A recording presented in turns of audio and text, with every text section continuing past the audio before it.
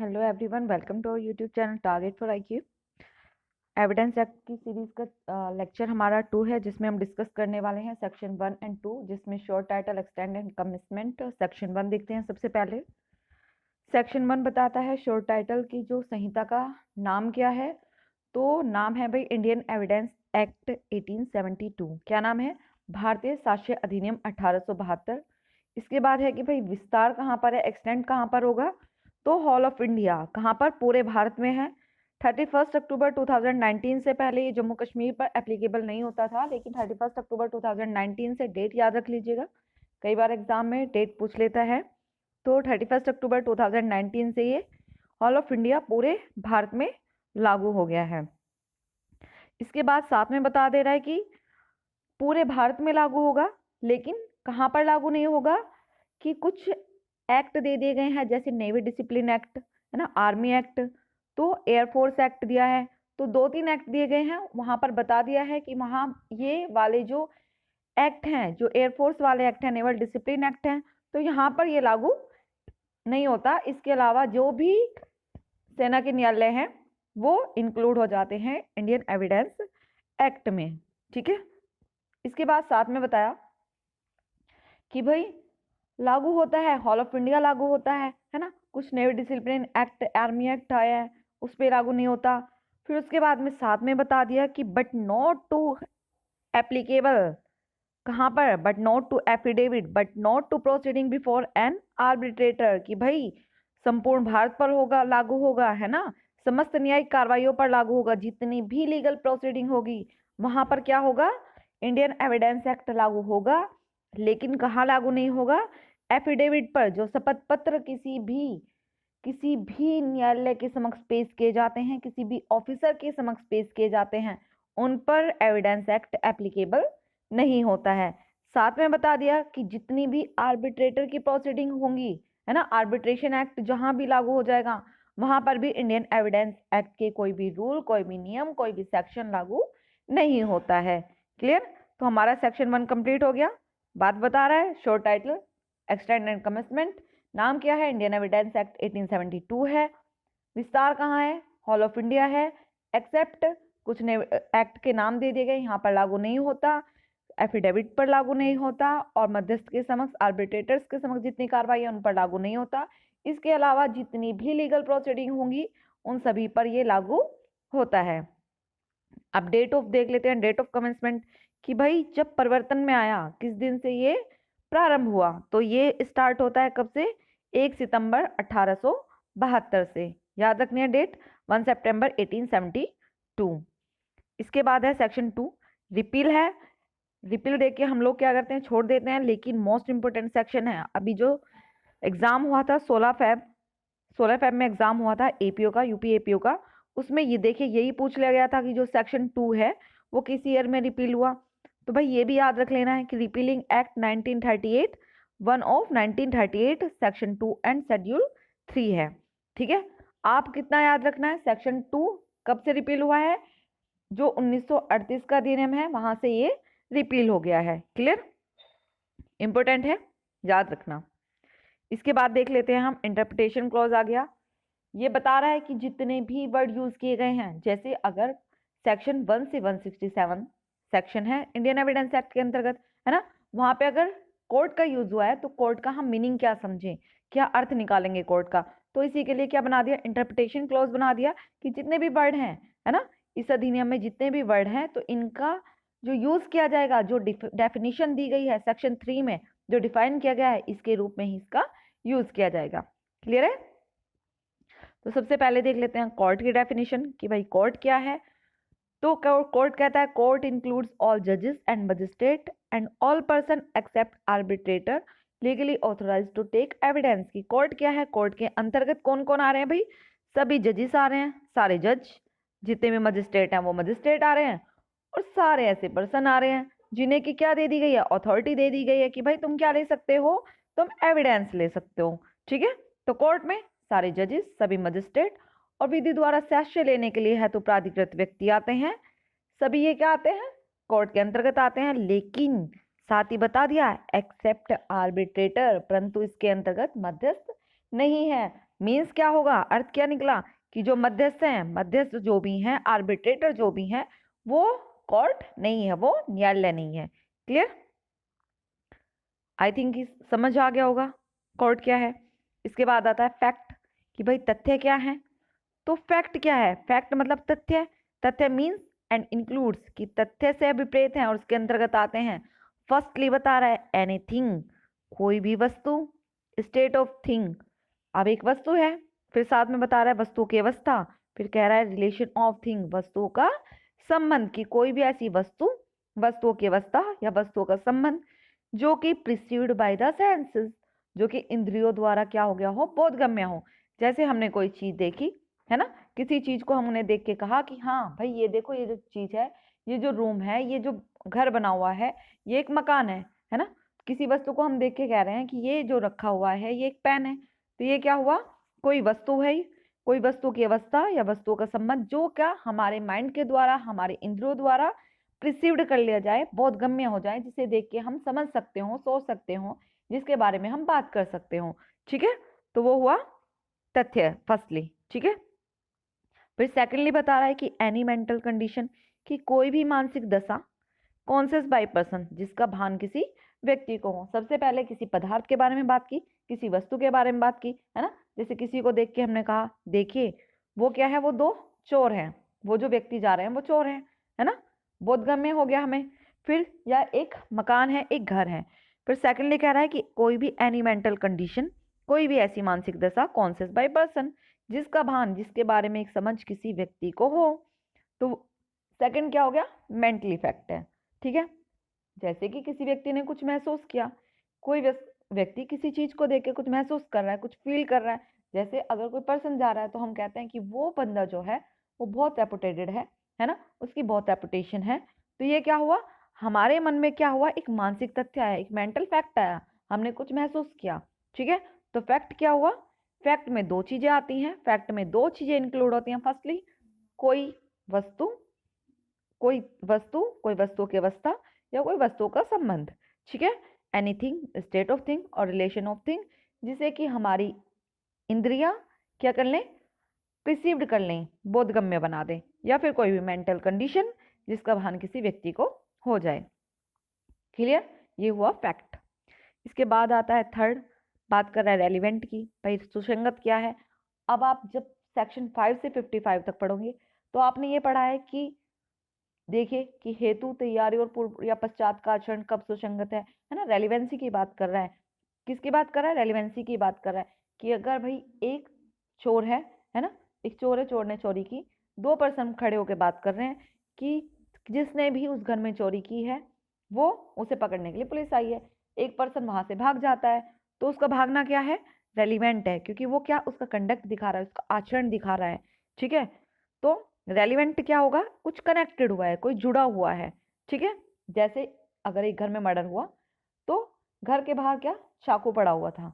ठीक है, तो उससे क्या रेलिवेंसी हो जाएगी कि जो उसका मर्डर हुआ होगा, जो आदमी मारा गया होगा, वो चाकू से मारा गया है ना, ब्लड लगा हुआ है चाकू को। तो रेलिवेंट क्या है, सुसंगत की बात करता है, जुड़े हुए की बात करता है, कनेक्शन की बात करता है। कहाँ पर डिफाइन है, सेक्शन 5 से 55 तक जितनी भी बातें की गई हैं वो रेलिवेंसी ऑफ फैक्ट की ही बातें करती हैं। तो रेलिवेंट देख लेते हैं। सबसे पहले बताया डेफिनेशन में कि one fact is said to be relevant to another when one fact is connected to another fact. ठीक है, ways refer to in the provision of this fact act. ठीक है, कह रहा है कि एक तथ्य, जो भी कोई तथ्य है, वो दूसरे तथ्य से सुसंगत तब कहा जाता है जबकि वह तथ्य दूसरे तथ्य से सशक्त हो, मतलब दूसरे तथ्य से क्या, कनेक्टेड हो। और कब कनेक्टेड हो, जो इस अधिनियम के उपबंध में निर्दिष्ट किसी भी प्रकार से हो, है ना। जैसे सेक्शन 7 में क्या बता दिया, सेक्शन 7 में हेतुक, है ना, हेतुक बता दिया, मोटिव बता दिया, प्रिपरेशन बता दिया, है ना। सेक्शन 11 क्या बता रहा है कि एलिबी की बात बता रहा है कि कहीं और अगर कोई व्यक्ति उपस्थिति है तो वो कब रेलिवेंट होगी। क्लियर, सेक्शन 7 देख लीजिए, किसकी बात कर रहा है, मोटिव की बात कर रहा है। सेक्शन 7 किसकी बात करता है, सेक्शन 7 जो बात कर रहा है वो बात कर रहा है कि ओकेजन, कॉज और effect of fact in issue, कि भाई प्रसंग, हेतु और परिणाम कब सुसंगत होंगे, है ना। बता रहा है। तो बात हुई कि एक व्यक्ति ने जहर खाया था और एक और पर्सन ने जहर खाया, है ना, तो जो उसके परिणाम है बिल्कुल ऐसे हैं जैसे दूसरे पर्सन ने जहर खाया था, तो क्या मानेंगे कि वो उससे रेलिवेंट है। फिर साथ में ही उसने बता दिया कि भाई एक पर्सन क्या हुआ, मेले में गया और उसने खूब सारा धन लिया हुआ था, वो अपने पैसे दूसरों को दिखाता है और उसकी तुरंत बाद उसके साथ लूट की घटना हो जाती है। तो वो क्या ओकेशन दिखा रहा है कि हाँ दूसरों के पास क्या था, जब उसने क्या पैसे दिखाए तो क्या हुआ, ओकेशन हो गया, प्रसंग हो गया, अवसर उपलब्ध हो गया कि हाँ भाई इसके पास पैसे हैं तो उसे लूट लेते हैं। तो जिन लोगों ने वो पैसे देखे, है ना, तो वो बता सकते हैं, तो वो पैसे दिखाना क्या होगा, रेलिवेंट होगा। ऐसी सेक्शन 8 देखिए, बात किसकी करता है, मोटिव प्रिपरेशन और प्रीवियस और सब्सिक्वेंट कंडक्ट की बात कर रहा है कि हेतु, तैयारी और पूर्व या पश्चात का आचरण कब सुसंगत होता है। तो अगर हमें पता चल रहा है, जैसे मैंने अभी चोर वाला आपको वो दिया एग्जाम्पल, तो कि चोर ने चोरी की लेकिन किसी को नहीं पता है, लेकिन जब पुलिस आई तो पर्सन ने कहा कि जिसने चोरी किया उसे पकड़ने आ गए हैं, है ना, तो वो भाग गया, तो उसने जो भी कंडक्ट किया वो क्या हुआ, रेलिवेंट हुआ, है ना। एक बात हुई ये कि तैयारी की बात कर लेते हैं, तैयारी देख लेते हैं कि एक पर्सन क्या है, एक पर्सन ने किसी को जहर दिया, तो स्टोर वाला कहता है कि ये जो जहर है ये बी खरीद के ले गया था मुझसे, है ना, तो वो क्या, जहर खरीदना क्या दिखाता है, उसकी तैयारी दिखाता है। ठीक है, तो वो तैयारी क्या होगी, रेलिवेंट होगी ऑब्वियसली, है ना, जो फैक्ट इन इश्यूज है वो रेलिवेंट है।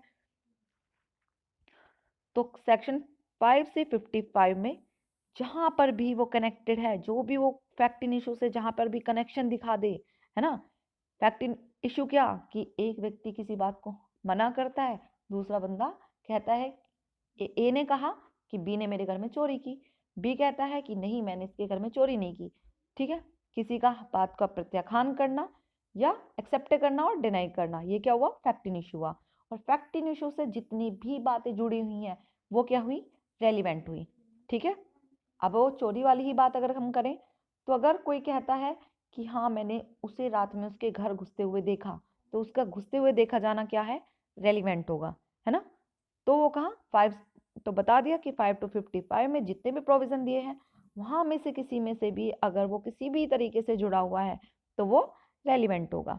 क्लियर। फिर है फैक्ट इन इश्यू, विवादक तथ्य क्या होगा, कहता है कि whole matter depend on it, सबसे पहले कि जितना भी मैटर होंगे, जितने भी केस आएंगे वो क्या होंगे, डिपेंड करते हैं किस पर, फैक्ट इन इशू पर। क्योंकि फैक्ट इन इशू क्या है कि एक पर्सन किसी बात को एक्सेप्ट कर रहा है, दूसरा पर्सन उसके लिए डिनाई कर रहा है, यही तो मैटर होता है। अगर हम कोर्ट में केस लेके आए, मैं कहती हूँ कि मेरे पैसे इसने 50,000 रुपये उधार लिए और उधार लेने के बाद उसने मुझे पैसे वापस नहीं दिए, है ना, तो दूसरा पर्सन बी क्या कह रहा है कि नहीं मैंने तो उसके पैसे लिए ही नहीं है उधार, है ना, तो हमारा फैक्ट इन इशू क्या है, वो पैसे हैं, एक का एक्सेप्ट किया जाना, दूसरे का डिनाई किया जाना। क्लियर। और इसी बात के ऊपर मैटर कहाँ चला जाएगा, कोर्ट में चला जाएगा। ठीक है, तो कहता है फैक्ट इन इशू क्या है भाई, फैक्ट इन इशू की डेफिनेशन देख लेते हैं कि the expression fact in issue means and includes, कि कोई भी ऐसा फैक्ट जो कि किसी बात के बारे में, किसी एग्जिस्टेंस को, किसी नॉन एग्जिस्टेंस को, या किसी नेचर को या किसी एक्सटेंट को शो करते हैं, दर्शाते हैं, जिससे क्या होगा, किसी की लाइबिलिटी, किसी को राइट मिलेगा या किसी को लाइबिलिटी मिलेगी, तो वो सब बातें क्या हैं, वो सब बातें फैक्ट इन इशू है। सिंपल डेफिनेशन है, देखिए बिल्कुल, है ना। जैसे कि बात क्या हुआ, एक इलस्ट्रेशन दी हुई है साथ ही में कि ख की हत्या का कै अभियुक्त है। ठीक है, A is accused of the murder of B, है ना, तो क्या क्या फैक्ट इन इशू हो सकते हैं, ये कि ए ने बी की मृत्यु कारित की है, ठीक है, या ए की जो इंटेंशन थी वो बी की मृत्यु कारित करने की थी, या फिर ए ने बी को इतनी ज्यादा गंभीर हर्ट किया है, इतना ग्रीवस हर्ट दिया है कि वो उससे मर सकता है, या फिर ए ने उसे उत्तेजना दी थी, उसे प्रोवोकेशन दिया था, है ना, जिसकी वजह से उसने उसके ऊपर हमला कर दिया। तो ये सब बातें क्या है, फैक्ट इन इशू होंगी। और रेलिवेंट फैक्ट क्या होगा, रेलिवेंट फैक्ट देखिए, फैक्ट इन इशू से बता देती हूँ दोबारा से जोड़ के, ये हुआ ए ने बी की हत्या की, और रेलिवेंट फैक्ट कौन से होंगे कि भाई ए एक पिस्टल खरीद के लेके आया था, है ना, पिस्टल खरीदते हुए देखा गया, तो हो सकता है उसी पिस्टल से क्या किया, उसने बी का मर्डर किया है। क्लियर। तो ये हुआ भाई हमारा फैक्ट इन इशू। इसके बाद देख लेते हैं डॉक्यूमेंट की बात कर रहा है, डॉक्यूमेंट क्या है। डॉक्यूमेंट देखिए सबसे पहले दो प्रकार के होते हैं, फर्स्टली पब्लिक डॉक्यूमेंट, सेक्शन 74 में डिफाइन किया गया। फिर है 75 में प्राइवेट डॉक्यूमेंट। तो डॉक्यूमेंट क्या है? एनी सब्जेक्ट, ऐसा कोई भी विषय, ऑन द सब्सटेंस, जिसको किसी पदार्थ पर, by the letter, by the figure, by the mark, है ना, कोई भी ऐसा विषय जिसको किसी पदार्थ पर अक्षरों के द्वारा, अंकों के द्वारा या चिन्ह के साधनों द्वारा या इनमें से एक या एक से ज्यादा के द्वारा, है ना, अभिव्यक्त किया गया हो, एक्सप्रेस किया गया हो या डिस्क्राइब किया गया हो। ठीक है, और किस पर्पज के लिए? कि वो साक्ष्य के रूप में उपयोग किए जा सकें, है ना, किस लिए? कि वो यूज किए जा सकें। अगर मैंने एक कॉन्टैक्ट किया किसी के साथ में, तो कॉन्टैक्ट में किया, मैंने कॉन्टैक्ट में बातें लिखी कि मैं ए से एक एग्रीमेंट करता हूँ, कि मैं एग्रीमेंट करती हूँ कि मैं 50,000 रुपये में उसका मकान खरीदूंगी, है ना। तो जो मैंने लिखा, मैंने किस लिए लिखा? कि जिससे कि अगर आगे वो डिनाई करने लगे, मना करने लगे कि नहीं, मुझे मकान नहीं बेचना है, तो मैं वो जाके कोर्ट में दिखा दूं, है ना। For the purpose of recording that matter, कि अभिलेखन के प्रयोजन साक्ष्य में पेश करने का उसका आशय है, मेरा आशय है, तो क्या होगा? वो सब चीजें क्या है? डॉक्यूमेंट है। क्लियर? डेफिनेशन देख लेते हैं। दस्तावेज से ऐसा कोई भी विषय प्रेरित है। Document means any matter express किया गया हो, डिस्क्राइब किया गया हो, कहाँ पर? By substance, any substance, by means of letter के द्वारा, फिगर के द्वारा, या एक से अधिक इन जो भी सब्सटेंस है इनके द्वारा, जिसका की इंटेंशन क्या है? यूज करने का है। कहाँ पर? और विच में be used for the purpose of recording that matter, या तो साक्ष्य के रूप में यूज किए जा सके, या वो मैटर जो भी है उसे रिकॉर्ड करने के लिए यूज किया जा रहा हो, तो वो क्या हुआ? डॉक्यूमेंट हुआ। क्लियर है भाई? इसके बाद देख लेते हैं एविडेंस। एविडेंस कौन कौन से होते हैं? ऑरल हो सकते हैं, फर्स्टली डॉक्यूमेंट्री हो सकते हैं। और डॉक्यूमेंट्री में क्या इंक्लूड है? डॉक्यूमेंट्री में इलेक्ट्रॉनिक डॉक्यूमेंट भी इंक्लूड कर लिए गए हैं। इलेक्ट्रॉनिक जितने भी रिकॉर्ड हैं उन्हें भी डॉक्यूमेंट्री एविडेंस में इंक्लूड कर लिया गया है। और कब से किया गया है? याद रखना है, क्योंकि ये क्वेश्चन भी बार बार पूछ लिया जाता है। तो ये किया गया है इंफॉर्मेशन टेक्नोलॉजी एक्ट 2000 के द्वारा। ठीक है, सेक्शन 92। और कब से प्रभावी हुआ है? 17 दूसरी अनुसूची द्वारा क्या किया गया है? सब्स्टिट्यूट किया गया है 17/10/2000 से। ठीक है, तो एविडेंस कौन कौन से होंगे? फर्स्टली बताया गया है कि एविडेंस से अभिप्रेत है। एविडेंस मीन्स और इंक्लूड्स, सबसे पहले ऑल ऑफ द स्टेटमेंट, वे सभी कथन या सभी बयान, ठीक है, जिनको कि सारे statement which the court permits और रिक्वायर्ड, जिसे कि वे सभी कथन और वो सभी बयान जिन्हें कि न्यायालय क्या करता है? परमिट्स करता है, अनुमति देता है, या रिक्वायर करता है कि वो भाई तुम आओ, न्यायालय में आओ, कोर्ट के अंतर्गत आओ और आकर अब मेरे सामने वो एविडेंस दो। अगर मैं कहती हूँ कि मैंने बी को सी के घर में चोरी करते हुए देखा है, तो कोर्ट कहता है कि भाई आओ, तुम आओ कोर्ट में और आकर ये बात हमारे सामने करो, हमारे सामने कहो, है ना। और मैं कोर्ट में जाके ये बात कहती हूँ कि हाँ सर, मैंने देखा था उसे सी के घर में चोरी करते हुए बी को, है ना। तो ये क्या हुआ? जब मैं कोर्ट के सामने ये बात कहती हूँ, बयान देती हूँ, तो ये क्या होगा? ऑरल एविडेंस होगा। क्लियर? कोर्ट परमिट करे, कोर्ट रिक्वायर करे ऑल ऑफ द स्टेटमेंट कि वो कोर्ट में आके दे, तो वो क्या हुआ? ऑरल एविडेंस हुआ। कहाँ पर डिफाइन है? चैप्टर 4 ऑरल एविडेंस से रिलेटेड है, सेक्शन 59 एंड 60। ओके, फिर है सेकेंडली बताता है ऑल ऑफ द डॉक्यूमेंट, समझ दस्तावेज इंक्लूडेड इलेक्ट्रॉनिक रिकॉर्ड, है ना, जो कि produce to court for inspection. ऐसे सभी दस्तावेज जिसमें कि इलेक्ट्रॉनिक अभिलेख भी हैं, है ना, न्यायालय के निरीक्षण के लिए पेश किए जाते हैं। कि अगर मैं कहती हूँ कि ये जो घर है ये मेरे नाम मेरे बाबा जी ने किया था, मेरे दादाजी ने किया था, है ना, तो क्या कहेंगे? कोर्ट क्या कहेंगे? कि अच्छा वसीयत बनाई होगी उन्होंने, है ना, जो भी बनाया होगा, तो वो लाके हमारे निरीक्षण के लिए पेश करो।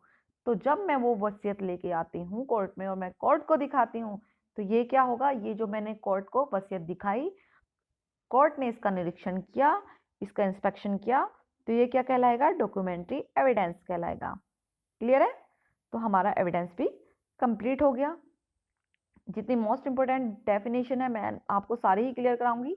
अभी बस प्रूव, डिस्प्रूव्ड और नॉट प्रूव्ड वाली बची है, इसे हम नेक्स्ट लेक्चर में डिस्कस कर लेंगे। Thank you so much.